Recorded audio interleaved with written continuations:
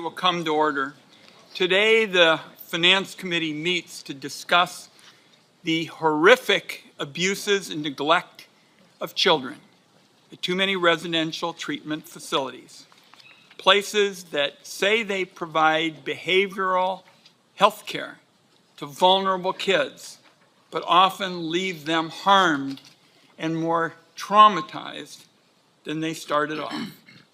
Just this morning, the committee released a new investigative report with shocking details about the treatment of kids in these facilities.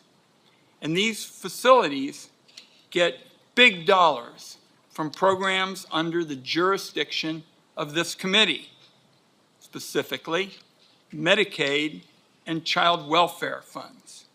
There are endless examples of sexual, physical, and verbal abuse, improper restraint and seclusion on young children, unsafe and unsanitary conditions, and even a total lack of provision of behavioral health care.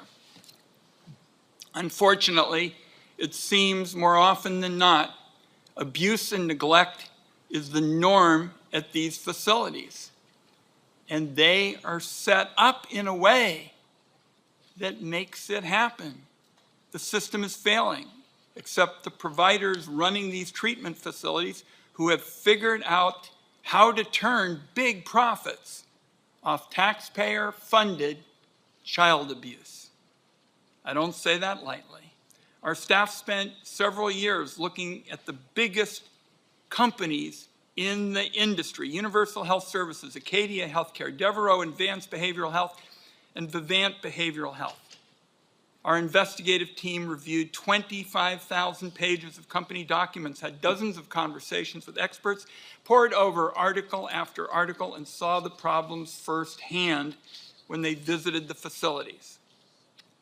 Overwhelmingly, it's clear that the operating model for these facilities is to warehouse as many kids as possible while keeping costs low in order to maximize profit. That means intentional understaffing with persons who have zero experience or qualifications to provide the care these children need. As Jay Ripley, the co-founder of Vivant and two other companies, once remarked, and I quote now, "You can make money in this business if you control staffing." It also means facility conditions that are often unsanitary and dangerous. Facilities that feel more like a prison than a safe place to help a child get through a difficult time. In these conditions, children can't get the care they need, like high quality and individualized treatment. As if profiting off rampant abuse and neglect of our kids, most vulnerable kids, wasn't bad enough, these facilities rely on enormous amounts of federal funds. That means that American tax dollars are funding the kind of abuse our investigators found. In some cases, these facilities receive over $1,200 per day per child from the Medicaid program. The experiences and trauma these kids are left with reads like something from a horror novel. A facility routinely restrained children, for example, drugged them, placed them in seclusion in clear violation of federal rules. Another facility saw a child ran away from the program in the middle of the night and was fatally struck by a truck. The staff at the facility tried to cover up the neglect, falsified documents about the child's whereabouts. Another child was sexually abused by a staffer on an ongoing basis. When the facility caught on to the abuse, instead of firing the staffer, they simply moved them to a different wing of the same facility. Each night, the staffer returned to the child's window to say goodnight. There are instances of child fatalities, both at the hands of staff and death by suicide. Unfortunately, the accounts of abuse we hear about today are not outliers. They amount to a systemic culture of mistreating and abusing kids and turning a profit. We gave the CEO of the nation's largest provider the opportunity to testify before the committee today, and he could defend how the company treats the children in his care. It is disappointing but not surprising that he declined the invitation. His company's conduct and the very business model that we are talking about today is, in my view, indefensible. So the question everybody in this room ought to be asking themselves is, where do we go from here? I want to work in a bipartisan way to shut off the fire hose of federal funding for these facilities to put an end to this cycle of abuse. The buck stops with, stops with this committee. In order to get a dime from Medicaid or any other program in our jurisdiction, all these facilities are going to have to start providing actual care. Systemic failures at even a handful of these facilities is an indictment of a flawed model. It's pretty simple. A facility shouldn't be getting taxpayer money if it can't prove that it's providing high-quality care. Finally, none of this matters if there's not oversight and enforcement. These facilities are often located in rural areas and function as black boxes that get left virtually unchecked. As a result, practices that should be used only in rare extreme cases like restraint and seclusion are being used regularly and being used by staff that's unqualified and poorly trained. At one Acadia facility in Arkansas, restraint and seclusion was used 110 times in just a month. Without clear nationwide tracking of these facilities, this behavior just slips between the cracks. There also, as part of our work, is the priority of making sure there are more community-based alternatives for care. We know this based on research, this committee's own experience passing the bipartisan Family First Law, and from doctors and patients themselves. The only people who disagree with this effort to have more community-based alternatives seem to be folks who have a financial interest in protecting the status quo. In order to reduce our reliance on fraudulent facilities and to reduce the number of kids that end up in them, investing in high-quality, community-based care must be a priority.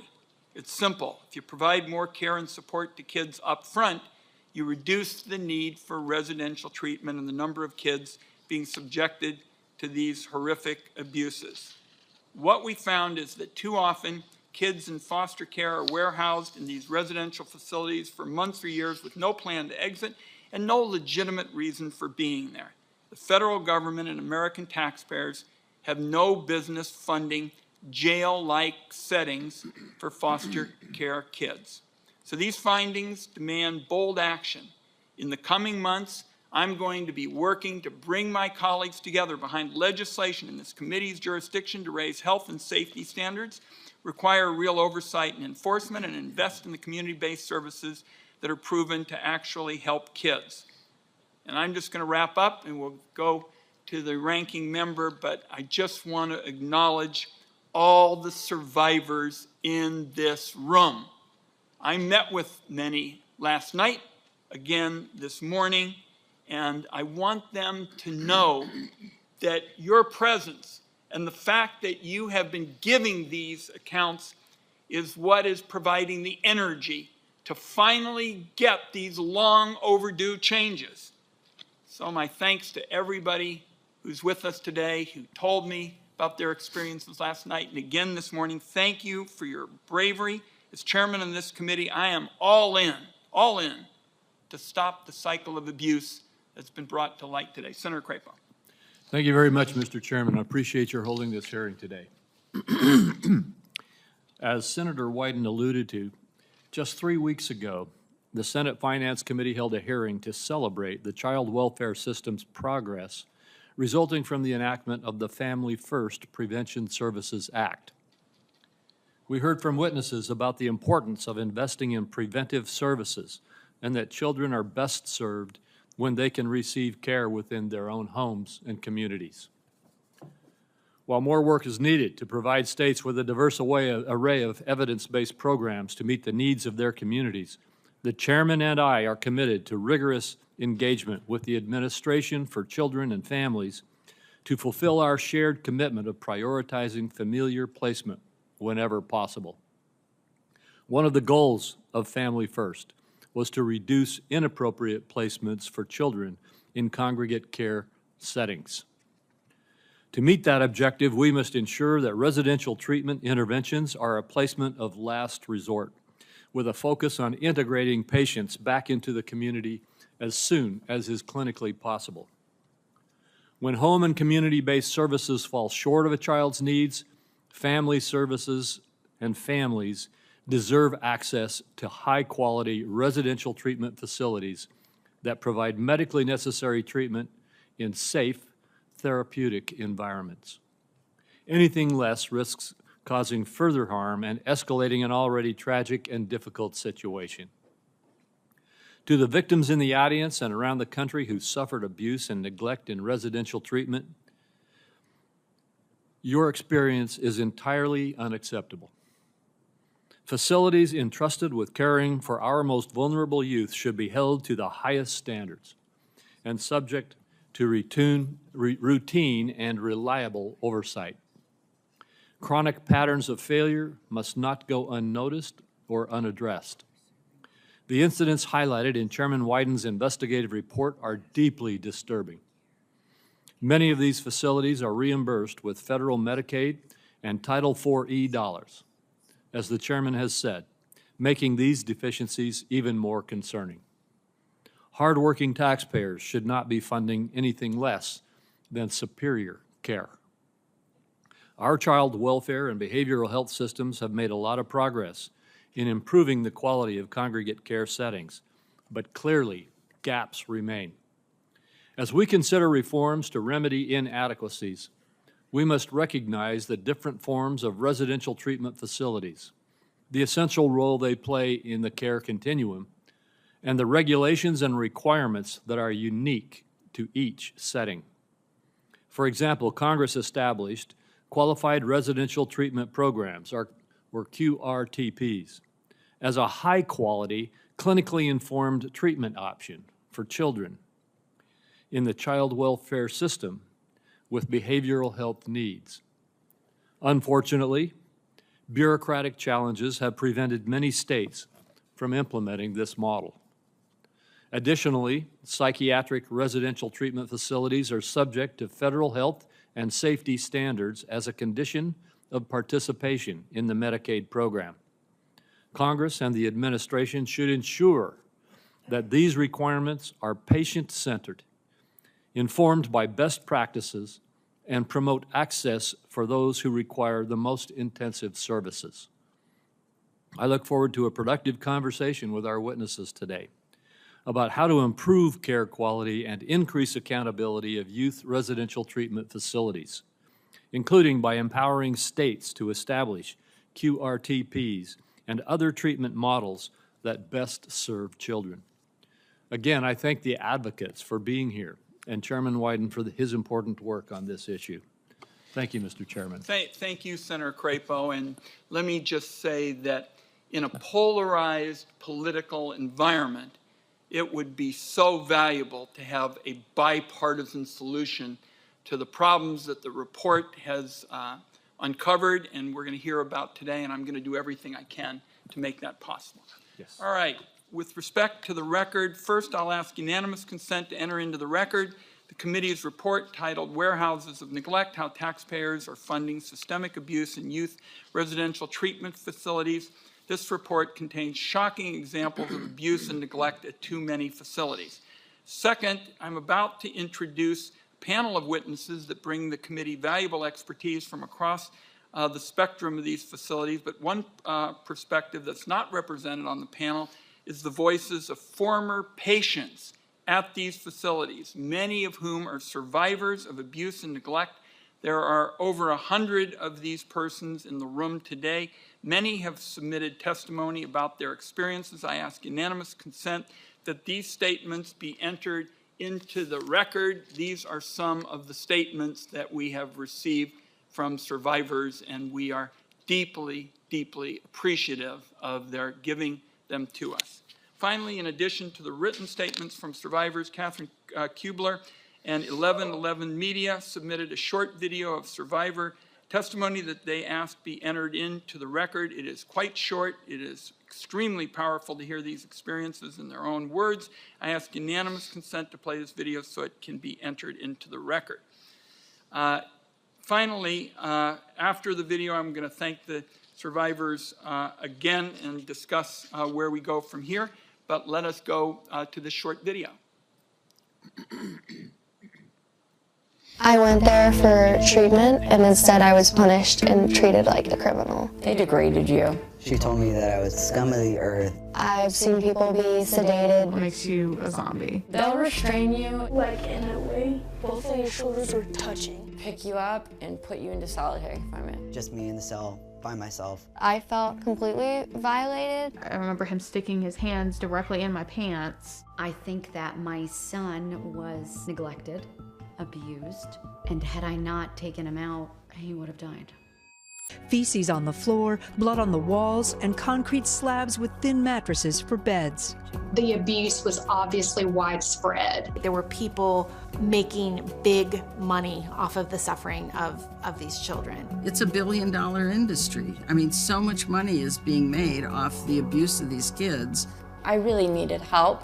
The perception is you're gonna get therapy, you'll be in a safe environment where you're monitored and we'll make sure that you're not a danger to yourself or other people. I was sent to 13 short-term mental health facilities before I was put into a long-term mental health facility. They just punished me. It probably made me even more suicidal. We had to sit at the nurse's station for phone calls, which means the nurse is right within earshot. The second you start to express how you're being treated, they have that option to cut the line. The staff member just hung up the phone, screamed at me, told me, "You have your phone privileges taken away." They said that I could not sleep in my own bed or go outside or have any privileges until I wrote an apology letter to my parents. They would take myself and other girls into this room and they would perform medical exams.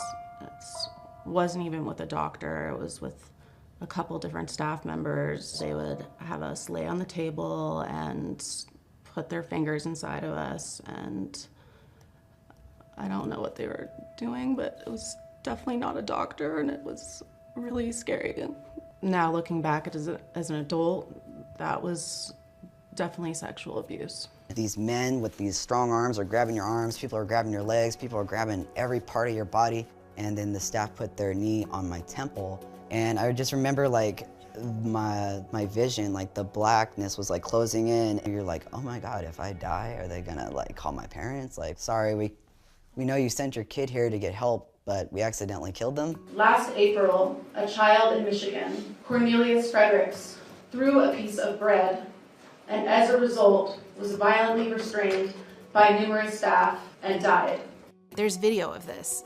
Literally all he was doing was throwing bread. He was not a threat, but he's restrained for about 12 minutes. Cornelius died, and there are thousands of other kids that experience these restraints multiple times a week or witness these restraints multiple times a week, which is very traumatic. It is a management technique to manage kids in a very violent way. How many more deaths do we need to decide that now is the time to act? Families like ours, we need extra help. Brandon can fall at any time. He needs somebody with him every single second of the day. He can't be left alone. They said that, this hospital can deal with medically complex children. We have nursing care 24/7. I entered the hospital. I walk into my son's room. Brandon is seizing. There's no nurse in the room. There's gnats flying around him. He has a high temperature. He has bruises all over him. They knowingly and willingly took Brandon on as a patient, even though they actually couldn't provide the medical care that he needed 24/7. They did that for profit. States and federal Medicaid dollars pay them to care for kids who often have nowhere else to go. Contracts obtained by NBC News show states pay between $275 and $800 a day per child. I had a bonus plan on my first year there as CFO to where I had to meet a certain ratio of how many patients to employees, and it wasn't even close to meeting the minimum staffing ratio of the Utah regulation. The corporate involvement is so strong. There's constant pressure to cut costs. Almost every single decision is about profit. It doesn't feel to me that they're managed to provide great patient care. So you have to have enough staffing to have an excellent program, but you can't have too much staffing to eat up your profit. The survivors have been telling us what's wrong for a long time. They've been telling us what's needed. These experiences of abuse are not just reserved to a few bad actors. It truly is institutional. It affects every state and every community. Thank my colleagues. Does that complete the video? Okay. I thank my colleagues for listening to this because I think that this has spelled out exactly what our job is all about, is to end this pattern of abuses. The reason we wanted to show that video is that we felt that even though this was a few minutes of video time, it could make an enormous difference in terms of actually bringing about change. So I want to thank Senator Crapo, my colleagues who are here, and let's get this message out to the rest of the United States Senate. I also want to thank the survivors from the video, and again, all those who have been laying out to me over the last 24 hours the accounts of their abuses that they have unfortunately had to deal with. Our first witness today was supposed to be Mr. Mark Miller, the president and CEO of Universal Health Services, one of the largest companies. This company is unique in the field. Months ago when we first decided to hold the hearing, Mr. Miller was the first person we asked to testify.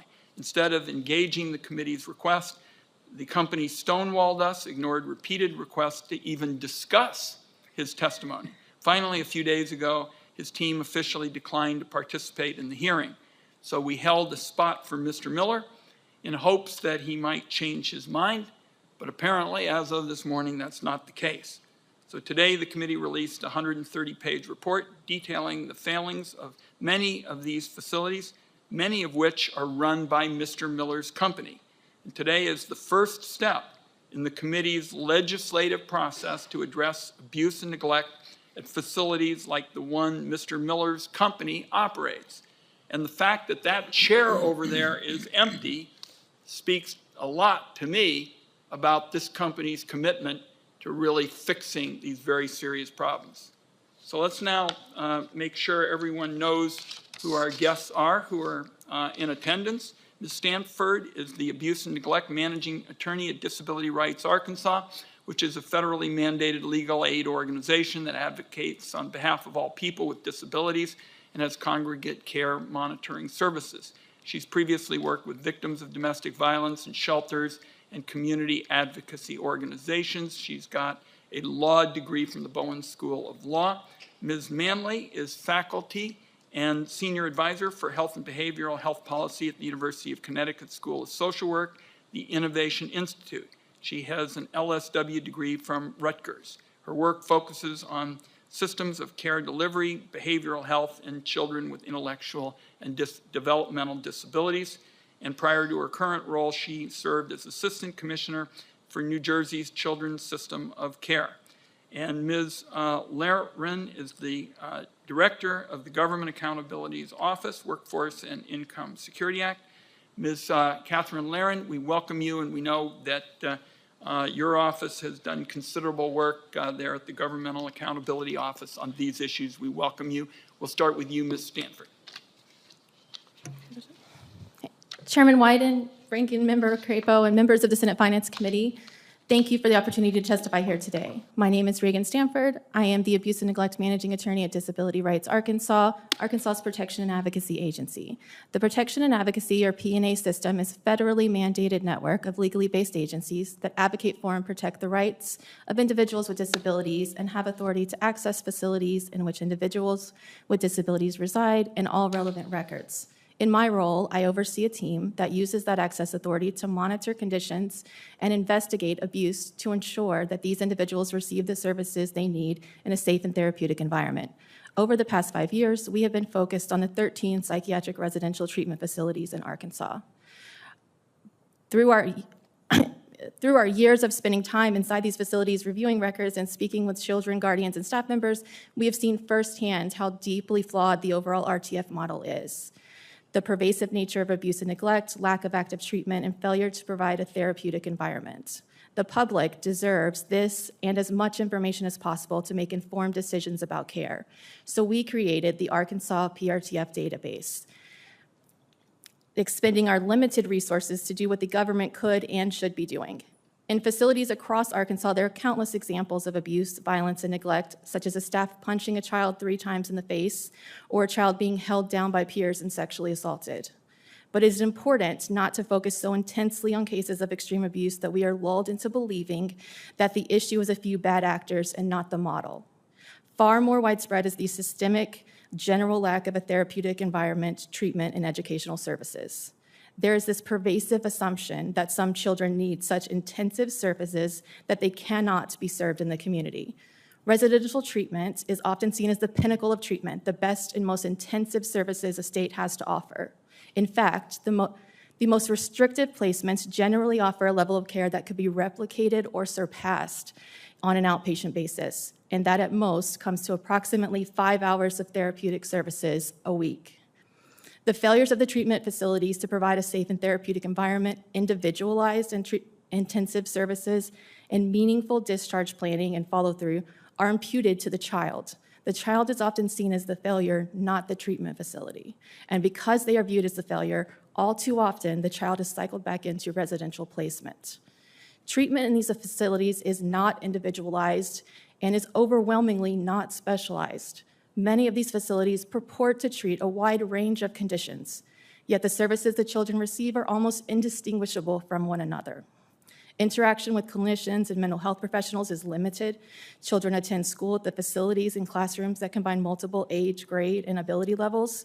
Children share bedrooms with peers and spend most of their time idle in communal spaces under the supervision of entry-level care staff, never alone but rarely engaged. Insufficient staffing levels and inadequate staff training lead to reliance on restraint, seclusion, and increasingly law enforcement. The word that most comes to mind when I think of time I have spent monitoring these facilities is chaos. Altogether, this creates an environment that is incompatible with what children need to learn, grow, and thrive. The added trauma children experience within these facilities follows them through life and is compounded by society's refusal to acknowledge the detrimental effects these placements can have. All of this occurs without meaningful oversight at any level. With limited CMS regulation and oversight, most oversight falls to state agencies assessing compliance with state licensure, even though many providers operate in multiple states. There is also too heavy a reliance on national accreditation bodies, such as the Joint Commission, that are paid by the providers. What is clear is that often these facilities are operating as placements and not service alternatives. States have bought into and are now reliant on the model of residential treatment, failing to adequately invest in community-based services. States are so reliant on residential placements that they are hesitant or outright unwilling to hold the facilities accountable, instead considering them partners with the state. You cannot effectively regulate something that you are in partnership with. Through our work with the P&A network, we know that these problems are not specific to Arkansas. They are well documented in reports from all P&As across the United States. This is a national problem that demands congressional action. Ms. Manley. Chairman Wyden, Ranking Member Crapo, and members of the committee, thank you for the opportunity to appear before you today to address youth residential treatment facilities with a specific focus on failures and the evaluation of solutions. My name is Elizabeth Manley, and I'm a Senior Advisor for Health and Behavioral Policy at the Innovations Institute at the University of Connecticut School of Social Work. In this capacity, I serve as a subject matter expert on children's behavioral health systems design, financing, and implementation for state and local leaders. I currently work with several states and provider organizations on design, on implementation and best practice in mobile crisis response and stabilization services, home and community-based services, and residential interventions for children and youth. I am a former Assistant Commissioner for New Jersey's Children's System of Care, where I was responsible for the oversight of the the comprehensive continuum of care. First, I want to state unequivocally that all children, youth, and young adults with complex and intensive behavioral health challenges need and deserve access to the most appropriate, least restrictive, high quality, and effective treatment and intervention. Our goal must be to support children and families to receive services within their own homes and communities whenever possible and provide individualized, strength-based, culturally responsive care as early as possible. We must respond to the needs with urgency and elevate the voices of youth and families in every step of treatment, planning, and intervention.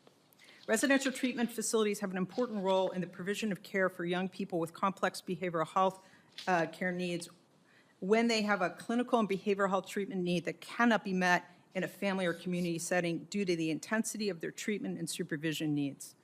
In those instances, we need the care to be delivered in trauma-responsive environments that embrace parent and caregiver engagement throughout the treatment intervention and continually focus on best practice. These residential treatment facilities can have a significant benefit to young people and their families. The challenges include, are multiple and include the need for federal, state, local, and provider changes. States that use systems of care approaches to address the unique needs of youth with complex needs have demonstrated improvement in their ability to meet the needs of individuals with complex needs and systems involvement. Some of these challenges for residentials include insufficient infrastructure, inclusive of oversight, and the technical assistance necessary to meet the unique needs of young people with complex needs. Not all children in residential facilities require the service of the residential, and upfront work around ensuring that the right service is provided at the right time for the right duration is essential to ensuring the proper care. Our financing incentives incentivize the wrong door for services and supports. We build beds because it's what we know how to do, when we really need to build home and community-based services, inclusive of customized care in the mobile crisis response space. There are states who are doing this work well. New Jersey is one of those states that has some lessons to be learned for others as well. The best way for Congress to direct federal resources to impact the issues is to increase accessible, comprehensive, family and youth-driven, community-based, trauma-responsive behavioral health care. Thank you for the opportunity to address this very important issue. Thank you very much, Ms. Manley. Ms. Laren. Good morning, Chairman Wyden, Ranking Member Crapo, and members of the committee. Thank you for inviting me here today to discuss GAO's work on maltreatment of youth in residential facilities. For over 20 years, GAO has reported on concerns with the physical, emotional, and sexual abuse of youth who've been placed in these facilities.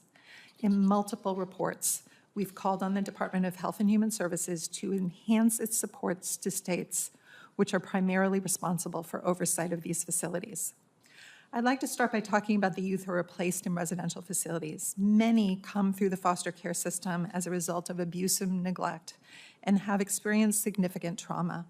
While some are placed in residential facilities because there are not enough traditional foster homes, others may receive such placements because they have complex mental health, physical, or behavioral needs best addressed in a setting that can provide high-quality, specialized care. When these youth experience abuse by facility staff or other residents, it may exacerbate their trauma. In recent years, states have tried to reduce their reliance on residential facilities, and the Family First Prevention Services Act introduced new restrictions on when states can use Title IV funds for residential facility placements, and the numbers have fallen. In 2022, 34,000 youth were placed in residential facilities, down from over 100,000 in 2002. With regard to the number of youth who've experienced abuse, however, we don't have good information. This is in part because federal reporting of instances of abuse is voluntary and not all states do it, and partly because staff and residents may be reluctant to report abuse, for example, if they fear retaliation. We identified several challenges states face in protecting youth in residential facilities from harm. First, monitoring of youth placed in out-of-state facilities. Youth are sometimes placed out of state if there are no available placements in their home state, and this makes monitoring difficult because child welfare officials from the home state can't always visit regularly, and they have to rely on reports from the state where the facility is located. A second challenge is inappropriate use of psychotropic medications that affect mood, thought, and behavior. Such medications may be warranted in some cases, but inappropriate prescriptions carry health risks. Data on use of such medications among youth in foster care is limited, but historically those in residential facilities have been prescribed these medications at much higher rates. Some states have taken steps to curb inappropriate prescriptions, for example, by developing prescription guidelines. The use of restraint and seclusion in some residential facilities creates additional challenges to keeping youth safe. Restraint and seclusion should not be used for coercion, discipline, or retaliation and should not result in harm. But in some instances, staff injure youth while we're trying to restrain them. Some states have reviewed their use of restraints in response to such concerns. Regarding oversight, responsibility for overseeing residential facilities for youth and preventing abuse is fragmented. While HHS is the lead agency at the federal level, responsibility for monitoring facilities and preventing abuse is primarily a state role and can involve state child welfare agencies, law enforcement, and state licensing entities.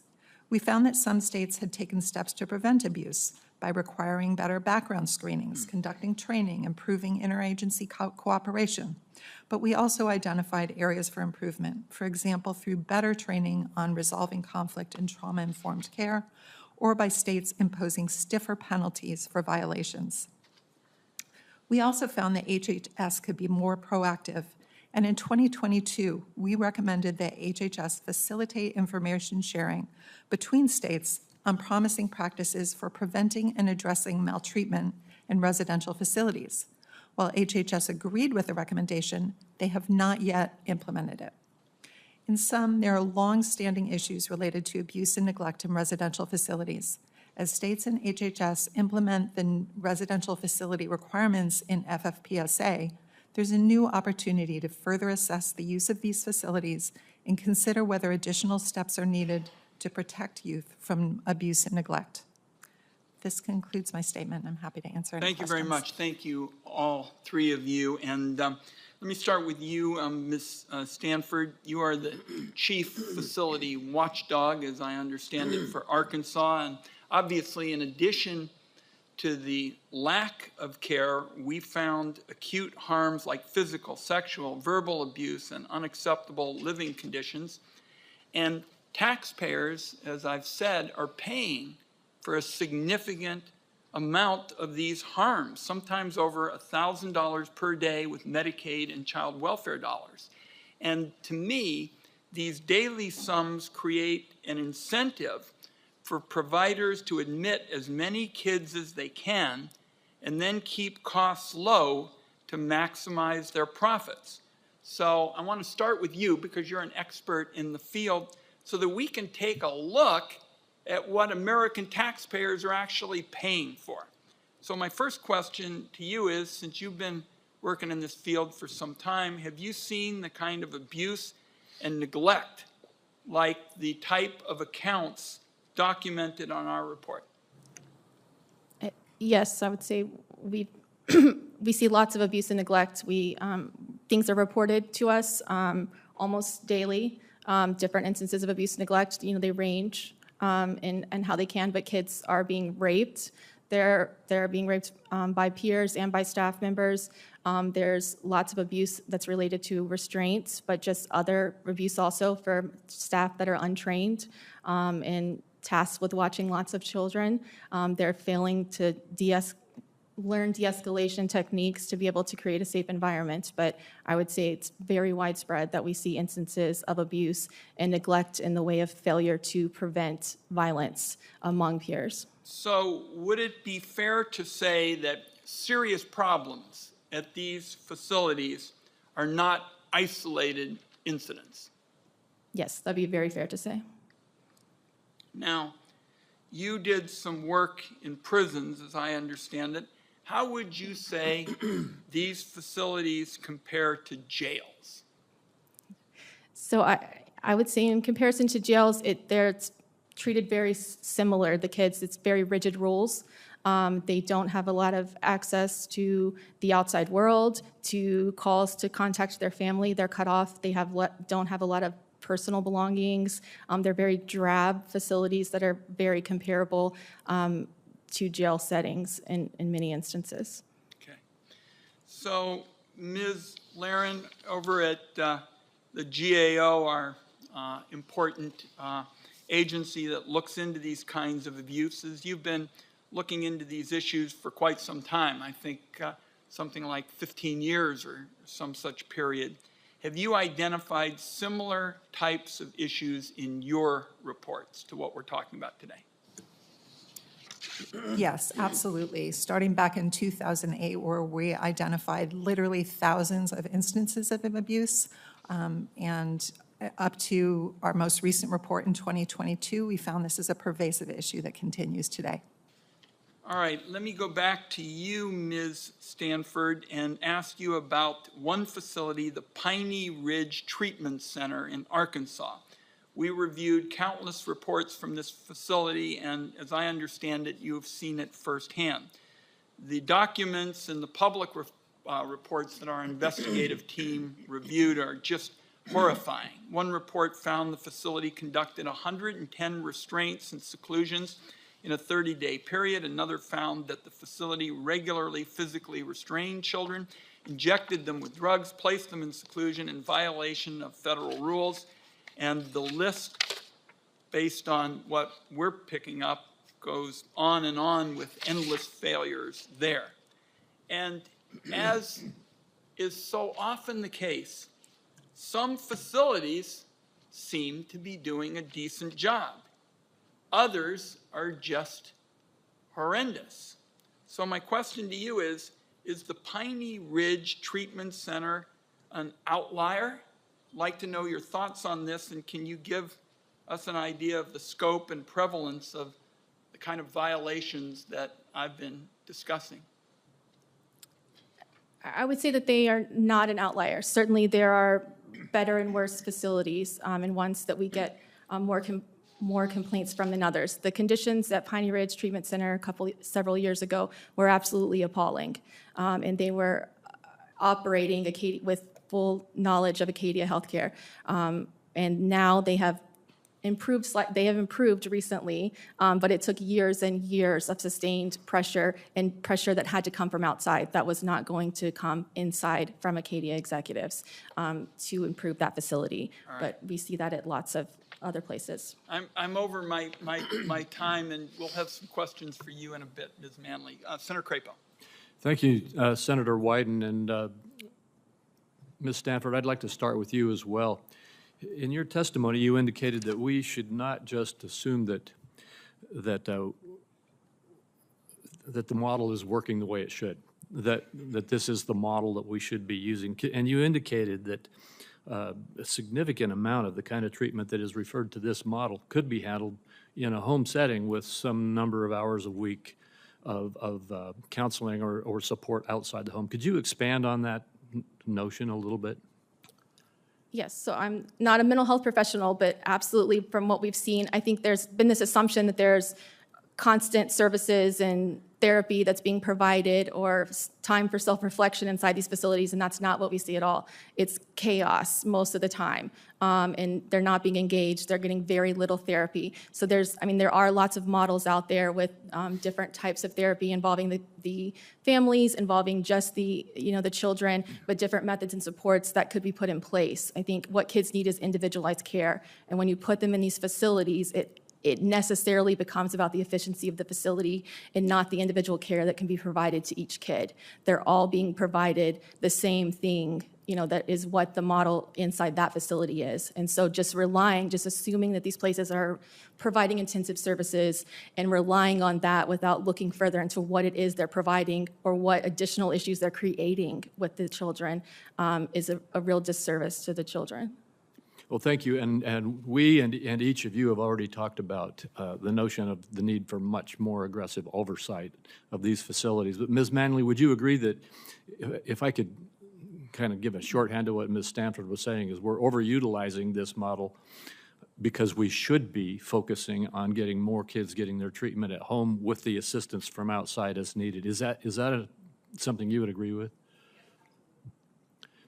Absolutely. Providing good care up front means that many young people can be provided that care in their own homes. There are some young people who benefit from short, trauma-responsive, family-engaged, residential interventions that are very close to home. And you emphasized the word short. Yes. And again, I can't remember which of you, several of you referenced the fact that when abuse does happen, that there's concern about how to get it reported. Ms. Laren, you indicated that the states and local communities are more in charge of the oversight than the federal government. But I think that several of you referenced the fact that whoever's in charge of oversight, the system, the way it works right now, is one in which the fear of retaliation may cause a block to being able to conduct that appropriate oversight. Is that correct? Ms. Laren, would you like to comment about that? Yeah, that's definitely true. When we talked about barriers to getting good information about how often this occurs, a big one is fear of retaliation, both by staff who may observe abuse and not want to report it, and by residents who don't have safe ways to report abuse.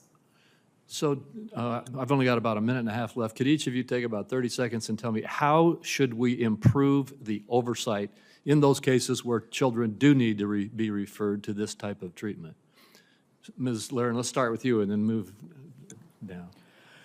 Well, oversight is primarily a state responsibility. We really believe that HHS could do more to, for example, identify best practices for oversight and share those, facilitate the information sharing among states. This is something we've recommended that HHS has not acted on. Thank you. Ms. Manley? At the state level, state understanding of each of the residential interventions, but more importantly, putting intensive care coordination included for every young person who touches within residential. So there's an actual team of individuals who know that young person and spend time with that young person who can actually report back what it is that's happening. And Ms. Stanford, I want to get to you, but I think, Ms. Manley, in your testimony, you indicated that you thought that family members should be more involved at the facilities. Is that true? Yes, they should have access to young people 24 hours a day, 7 days a week. I think that would help get to the reporting, frankly. Ms. Stanford. I think there could be a lot more of a focus on quality of care. Right now, the minimal federal regulations that relate to these facilities are very specific and don't overall cover that whether this place is providing a therapeutic environment or the quality of care or even the level of services that are being provided. So that information needs to be looked at and shared among states in a manner so people can see overall what these providers are providing across the nation. Thank you. Thank you, Senator Crapo. Senator Stabenow's next. We all saw those pictures of Michigan, and I know my colleague is very, very determined to fix these problems, and we appreciate it. Senator Stabenow. Well, thank you very much, Mr. Chairman. And first, welcome. I know we have survivors of Michigan facilities and Michigan advocates here. Welcome. Thank you very much for being here. And I just want to thank the staff that put together this report and all the important efforts here. This is really significant, really important investigation, and thank you for bringing this out. And it's true, in 2020, we saw the devastating death of Cornelius Frederick. He was 16 years old, living in a residential facility in Kalamazoo, Michigan. And after simply tossing sandwich crust at some nearby young people, Cornelius was knocked to the floor and restrained by 7 staff members over the course of 10 minutes. 2 days later, he passed away. This is a horrible tragedy. It's horrible what happened. And I know, based on what the comments here and the reports and so on, that this is not an isolated instance, which is why we're here today. It's wrong and it's indefensible. The stories of harm to children while in care only highlight the need for strengthening investments in community-based models. And I just want to emphasize again, we actually have good news on this front. First, let me go back, though, to say that President John F. Kennedy, the last bill he ever signed before his own death in 1963 was the Community Mental Health Act. It had 2 visions, one to eliminate what were called asylums at the time, and the other was to provide comprehensive community care, which we have not done until this point. And we now have, through a model that 20 states are receiving full funding for now through Medicaid, a healthcare model called Certified Community Behavioral Health Clinics. We have services being provided, over 500 clinics across the country, more that needs to be done, and certainly more to be understood, because this is a new model, comprehensive model, based on federally qualified health centers, funding behavioral health care as health care. But this is a really important model for us to be embracing, I believe. CCBHCs provide comprehensive services. They're equipped to care for children and youth with complex behavioral health needs, everything we're talking about today. According to the 2020 Department of Health and Human Services report on the first 8 states being funded for these clinics, about 1/4 of the patients are children and adolescents. And just last week, the National Council for Mental Wellbeing's latest report on the impact of CCBHCs nationwide, and by the way, they've said that one of the most important ways that services have been expanded through these clinics is for young people. Services for young people. The same report showed that 82% of the clinics have established teams that are specifically child and youth focused. 82%, which is good news. And 83% of the clinics provide services in one or more school settings. So we're talking about clinics that require 24-hour psychiatric crisis services, comprehensive services. Anybody who walks in the door can get care based on a healthcare model. And I hope, Mr. Chairman, we're going to be embracing and looking more at what is actually happening now to meet some of these issues. Obviously, we need inpatient that's quality care also. But we are, in fact, moving forward on comprehensive behavioral care, and I hope we're going to be embracing this more and more. Ms. Stanford, in your testimony, you emphasize that there's a, quote, pervasive assumption that children's complex behavioral health needs can't be met in community-based settings. And you've talked about that today, which I appreciate very much. Could you talk more about the strategies you would suggest to help counteract that assumption? I think things like what we're doing here today is getting people to understand what residential treatment is actually providing is the first step, and is something that we've been trying to do for 5 years and thought we'd be further along in by now. But if people think that there's an answer, they're not looking for a solution. So people think that if this is the place where you get that kind of treatment, they're not looking for those community-based treatment options, and a lot more research needs to be done in what could be effective in proving that those models can work so that they can be implemented for children. Yeah, absolutely. Thank you. And Ms. I know I'm out of my time here, but I agree with you. We've got to do more to establish clear pathways for community-based care. You mentioned New Jersey doing good things. I just want to say they are one of the first 8 states to receive full funding for what I just talked about, community behavioral health clinics.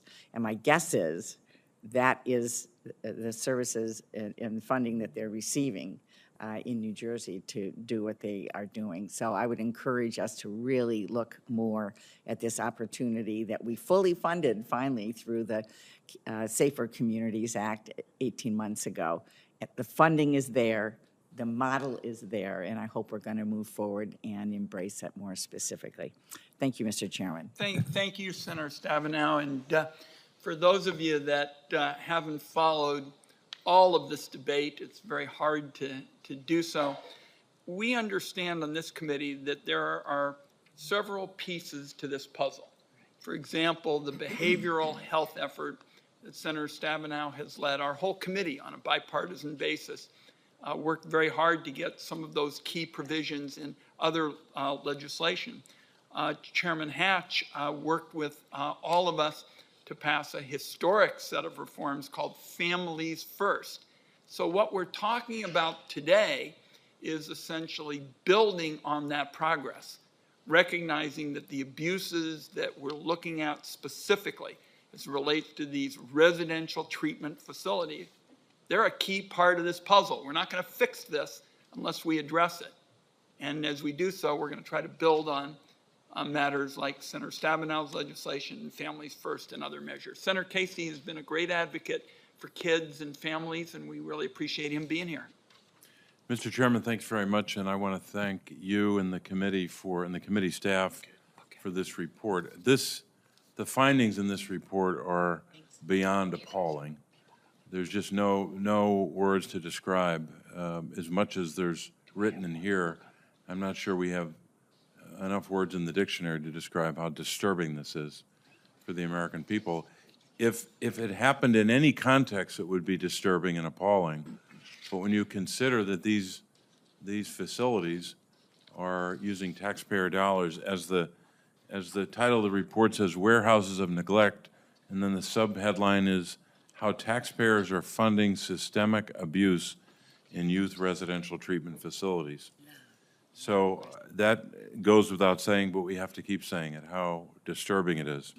Ms. Sanford, I wanted to speak to, in particular, Pennsylvania. As of 2023, my home state had the most residential treatment facilities of any other state, 74, far greater than most states. Many of these facilities are specifically designated for children and youth with disabilities. The 4 facility operators highlighted in the committee report have been cited for violations for negligence of supervision, assault, sexual and physical abuse, and many other atrocities. In your written testimony, you state, and I'm quoting, "Youth residential facilities cannot provide an adequate therapeutic and educational environment," unquote. We're all concerned about children and youth in these facilities, no matter what their circumstance, but we're especially concerned, of course, with children with disabilities. In your experience, which I know includes expertise in disabilities, how are residential treatment facilities not meeting the needs of children and youth with disabilities? And then the second part of the question is, what alternatives should be in place to meet their needs? So I would say in every way they're not meeting the needs of children with disabilities. The psychiatric facilities that I'm most familiar with and we're most involved in, so all of the children in those facilities have been deemed at some time to have a disability. And these facilities are not individual. What everyone needs, and particularly children with disabilities, is individualized services that provides tailored supports to them. Instead, they're putting them all in small spaces together with one treatment, modality that they're using with all of the children. But specifically, even with educational services, we've seen that these facilities don't understand federal regulations around special education services for children. So not only are they not getting an adequate education, they're not getting set up for when they are released to have those supports in place so that they can restart their education. Mm-hmm.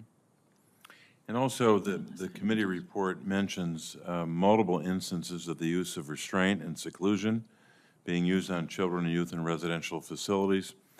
The report references the use of both chemical and physical restraints on children and youth. The report also details the terrible case of Cornelius Frederick that Senator Stabenow made reference to in her questions, that Cornelius was restrained in a prone position until ultimately dying because of the restraint. According to the Department of Education, the vast majority of children restrained and secluded in schools, in fact, have a disability. What's the harm that can occur to children as well as young people with disabilities who are both restrained and secluded? So anytime restraint or seclusion are used, that can have a traumatizing effect on children.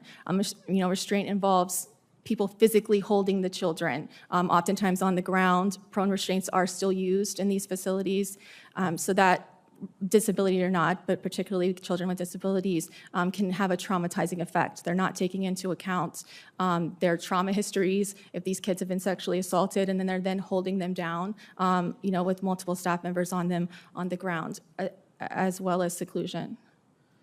Thank you very much. Thanks, Mr. Chairman.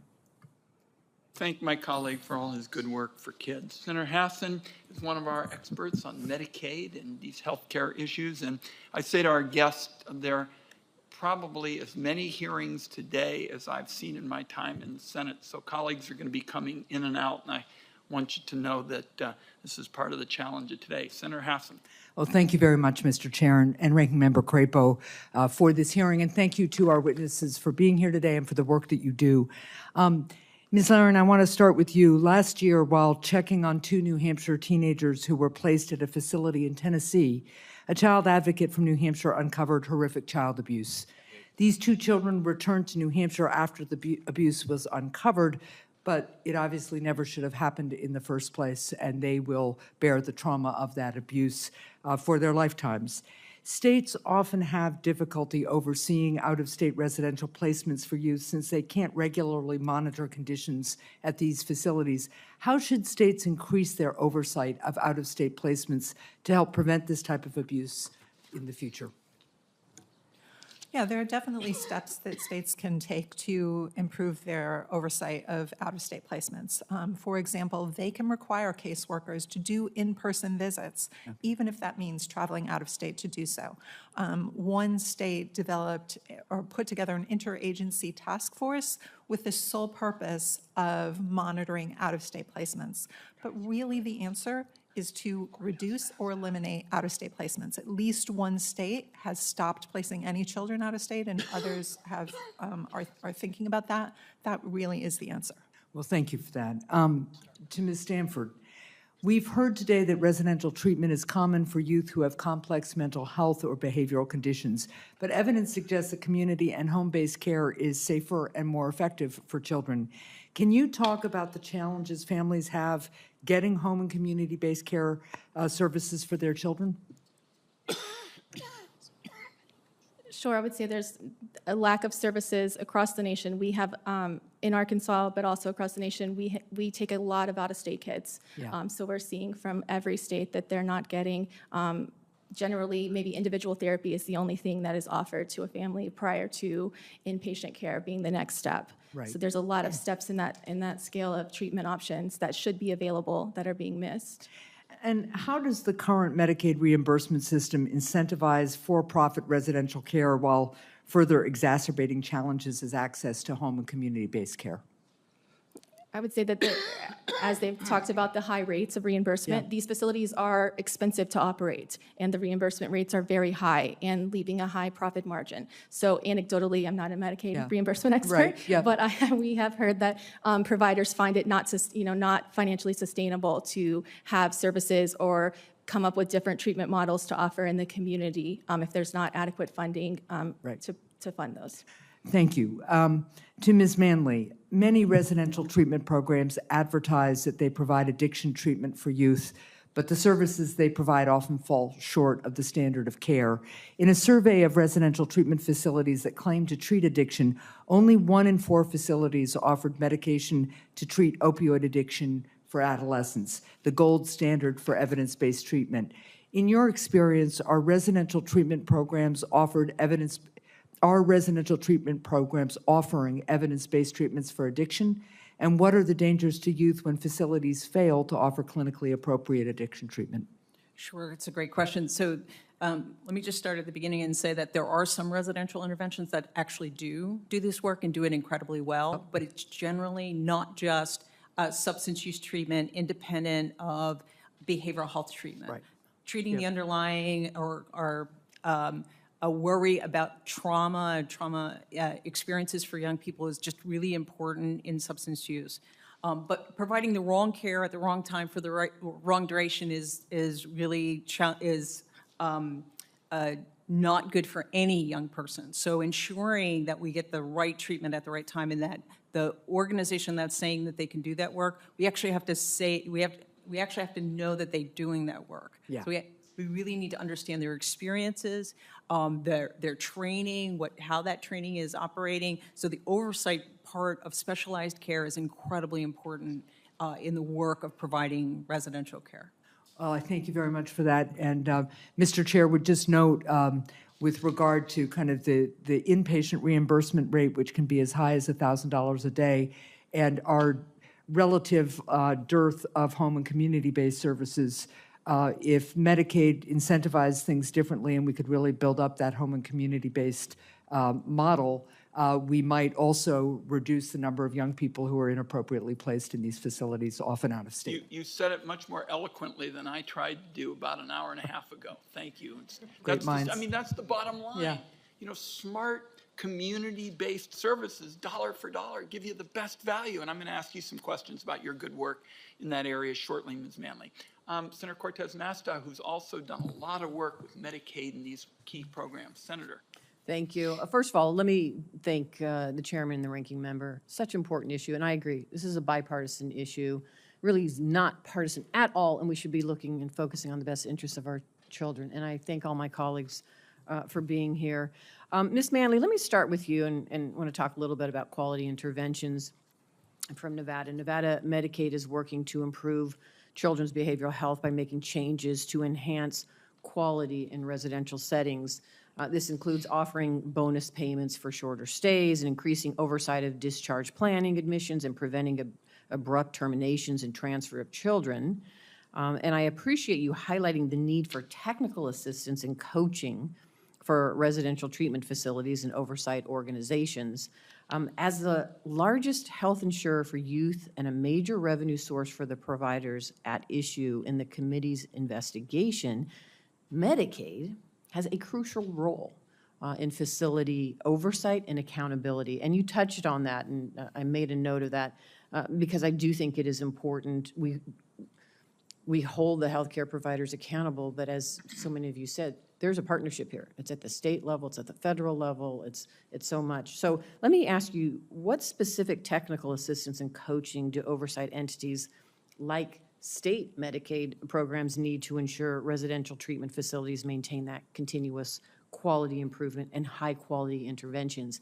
And then how, because every state obviously is different, how they manage Medicaid, how do we make sure they're doing right here? And there's a lot to it, but I think for purposes of understanding the Medicaid program, making sure we're holding them accountable as well is just as important. Absolutely. And I think one of the challenges for state Medicaid folks is they have to have expertise in a lot of different areas. Right. But the need for expertise around residential interventions in particular is a complicated issue because there's a very limited amount of expertise that exists. And so we really need to make sure that we help our Medicaid partners, as an example, or our children's behavioral health folks, really understand the impact of what residential interventions are, what they do, but also how do you build in the upstream to ensure that young people who don't need that intervention don't get it, so that we're really providing the most expertise for children who do need it for the shortest period of time in the smallest, most family-friendly environment that we can. In order to do that, we actually have to talk about it. We have to provide resources. We have to work through particular care pathways for states and how young people end up where they do, and help our Medicaid folks understand when things are happening in those residential interventions, what do they need to do to both support the residential intervention and getting better and building a learning environment, but also how to mitigate against any kind of traumatic event that has occurred for that young person. Both of those things are necessary and have to happen.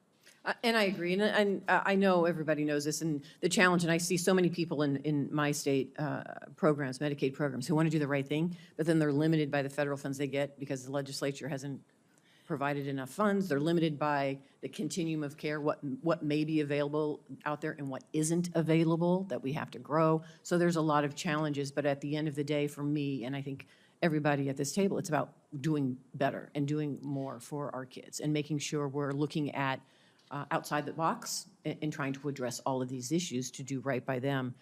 Ms. Stanford, let me ask you this. Nevada is prioritizing new investments in community-based services for children with behavioral health needs. The state actually it proposes using some hospital tax revenue to improve access, to enhance placements at the appropriate level of care. And Nevada Medicaid plans to match these federal Medicaid dollars pending CMS approval. Another federal partner here that's key.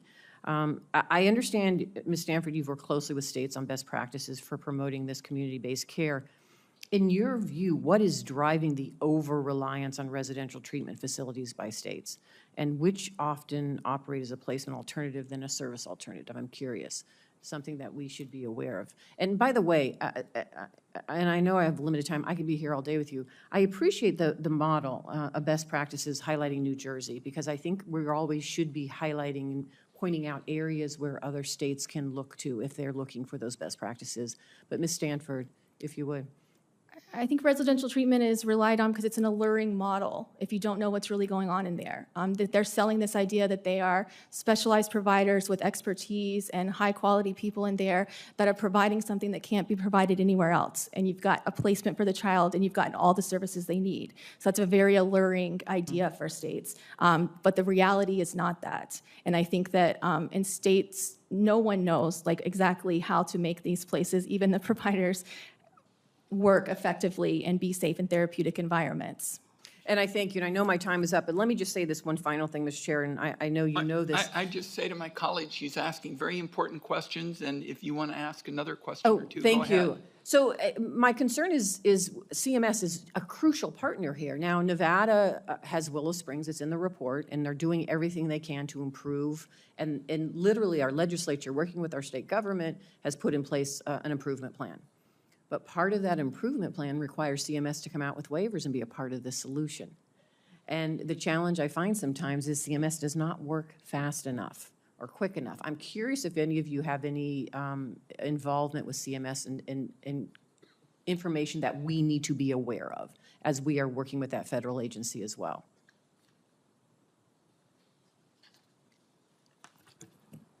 The one thing that I would say is that CMS does have the ability to cancel a contract if a facility, particularly a psychiatric residential facility, is not meeting their health and safety standards. But when we looked at this in 2020, during that year, they had not exercised that authority even once. Well, and I think, Ms. Stanford, you said, Stanford, excuse me, you said there's limited CMS oversight and regulation. So do they have the oversight and regulation, or they don't, or they have it and they're not exercising it? I'm curious. I think both. There's there's very narrow regulations that are applicable to these facilities. So they're kind of pigeonholed into these very narrow things that can't look at the broader quality of care and what's going on and how services are being provided. But they also, even in our state, sometimes, I mean, they're doing a better job at documenting what's going on, but that's it. There's no progressive discipline that's documented. You can look at the surveys, you can see that they've found things and that the facilities have come up with these rote plans of correction that are usually like retraining staff by the administration that is already in there and was probably part of the problem to begin with. And then that just keeps going on and on. Every day is a new day.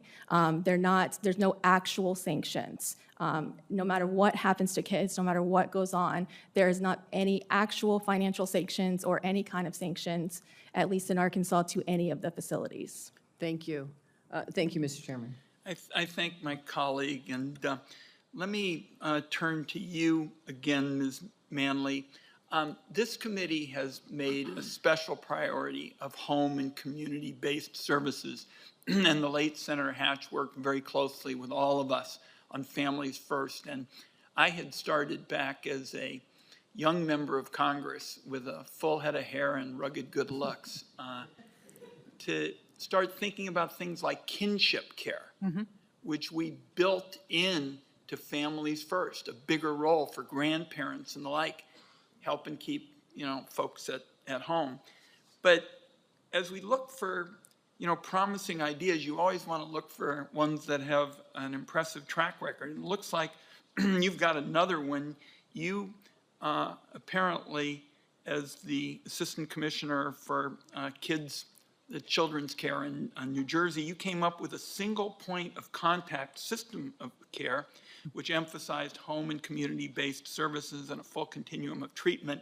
And I gather this has worked pretty well. So I'd be interested in your describing this, and then I'm going to have a follow-up question on this. Sure. One of the big challenges in home and community-based services, not even just do they exist and are they clinically appropriate, but how do parents access them? And so when you build a single point of access, one number, a 1-877 number that any parent could call 24 hours a day, 7 days a week and ask for help, and we send it because we believe parents when they say that they're struggling, and we send that help within an hour anywhere in the state of New Jersey, things can change pretty dramatically. That help is really important because parents don't call and ask help from a public system unless they need it. And so it's really important that we get there and get there fast. With that, we can actually then do a pretty good assessment that says we're going to look at what's happening for your young person. We're going to look at what's going on for that young person in school. How do we connect the dots and bridge between home and school, have young people return back to school as quickly as possible. Then that public health approach of really thinking through when and how young people need help, we're trying to decrease the amount of time it takes to get behavioral health care to that place, to that parent, to that caregiver. Sometimes it's before young people actually really recognize that something is going on. And so we can put in supports for those young people. So that single point of access makes a huge difference in terms of accessing care. Is this something that we ought to be looking at as we go forward in a bipartisan way to create some national incentives for this sort of one point of contact that encourages help for the community health services? Yes, I see states really struggling with this idea of who do they call. Like when they have really good service delivery system, they still have a struggle of how do parents know when to call and who to call. In particular, if they move across the county line or they go into a different part of the state. Knowing that the service delivery system is going to look the same no matter where you go within a state is incredibly important as well. So parents and young people can learn to rely on those services. It's one more point I think is important is that when you can get to young people early, we can change the trajectory of their experience, not only by providing good care, but actually allowing both parents and young people to come to trust the system that may not always be trustful for folks. So just that arriving when they need it is incredibly important. But it is a powerful tool. That's way too logical for the federal government. Let me ask you about the financial model for the programs that we're discussing. And my concern is that these facilities get paid often with per diem payments that create this almost perverse incentive to drive down care quality and staffing in order to maximize profit. It's almost like this per diem operation almost bakes in some of the harms that we saw in our report. Do you share that view?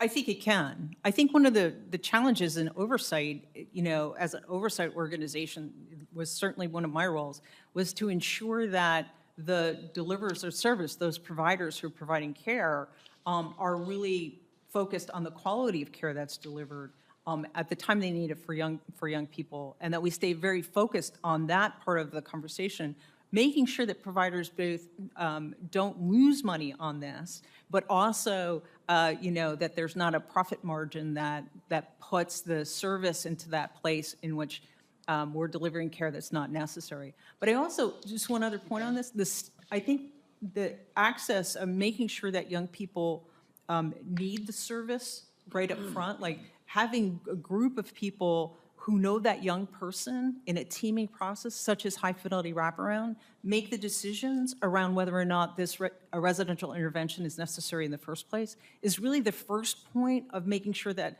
the profit on the other end is not incentivized by organizations saying they need this intervention, but by somebody else saying that. Okay.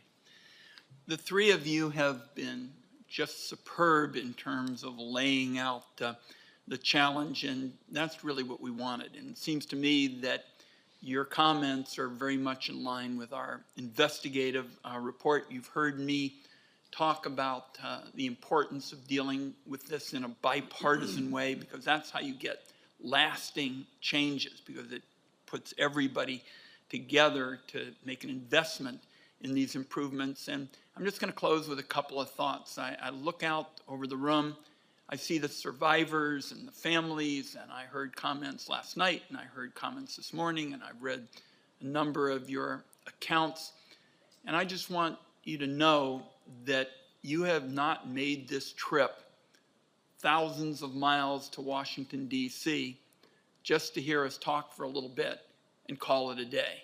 you have laid out a blueprint for the kinds of changes that are necessary. These efforts, for example, for more home and community-based services and the health and safety issues that relate to Medicaid and child welfare rules. So I want everybody who's going to be faced with going back thousands of miles home to know that we are not just talking today. This is the first step of what you need to do to make change. You know, I'm going to do everything I can as chairman of this committee to get a bipartisan approach going, and hopefully we can have it up and running in the fall that focuses on the issues we're talking about today, which is beefing up health and safety for vulnerable kids and vulnerable families. And, you know, taxpayers should not be put in the position to just constantly be writing these enormous checks for the kind of care that we wish kids were getting, but we end up seeing they don't actually get it. So we are going to be following up very quickly. I'm personally going to review the accounts that I put in the congressional record that come from all of you around the country. We've also included in the report some tips about where you may be able to get some help now. And I put that out just in the context of from the time we wrap up today in a minute and I bang this gavel, which is sort of formally closing off today, I want everybody to know we're just getting started. And we'll do everything we can to help eliminate the problems this report has discussed, that our experts have talked about, that you talk about in your testimony. And we're going to be back to all of you soon. And for the members, I want everyone to know that they've got 7 days to submit questions for the record. That's June 19th, that's Juneteenth, so that means June 20th by close of business. But, you know, we are here because of the survivors. All of you have told us that the business model today isn't doing what's needed to protect vulnerable kids and families. And we're going to stay at this, working with all of you until this is fixed. With that, the Senate Finance Committee is adjourned.